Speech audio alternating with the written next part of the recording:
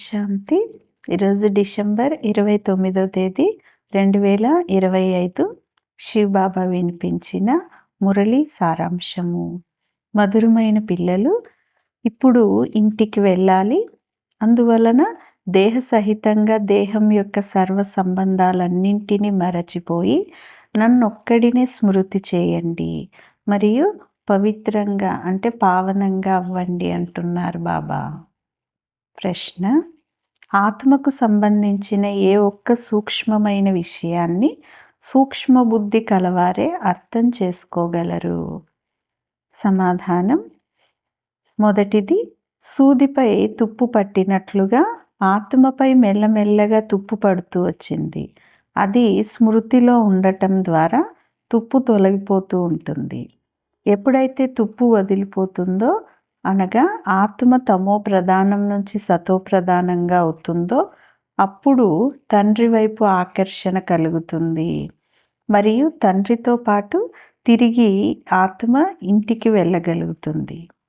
రెండవ పాయింట్, ఎంతగా తుప్పు వదులుతూ ఉంటుందో అంతగా ఇతరులకు అర్థం చేయించడంలో ఆకర్షించగలుగుతారు.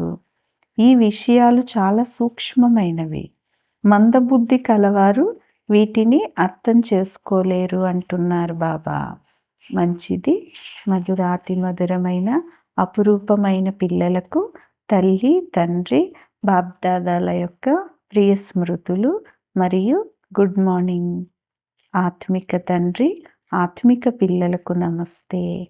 ఆత్మిక పిల్లలు ఆత్మిక తల్లి, తండ్రికి ప్రియ స్మృతులు, గుడ్ మార్నింగ్ మరియు నమస్తే నమస్తే. ధారణ కొరకు ముఖ్యమైన సారం. మొదటి పాయింట్, ఆత్మరూపి సూదికి తుప్పు పట్టుకుంది.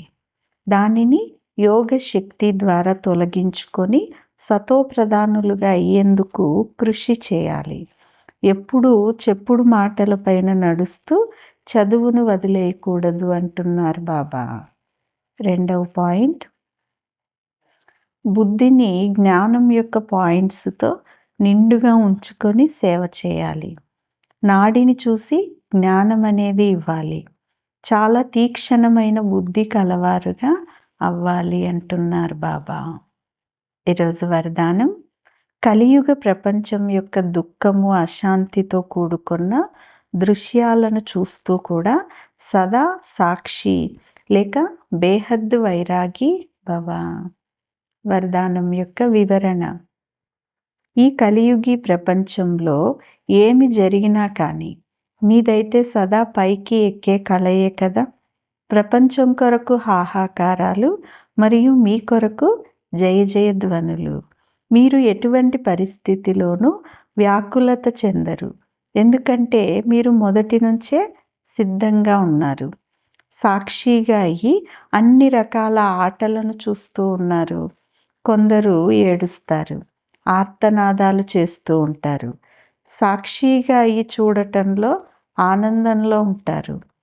ఎవరైతే కలియుగి ప్రపంచం యొక్క దుఃఖము, అశాంతితో కూడుకున్న దృశ్యాలను సాక్షిగా అయి చూస్తారో వారు సహజంగానే బేహద్దు వైరాగులుగా అవుతారు అంటున్నారు బాబా.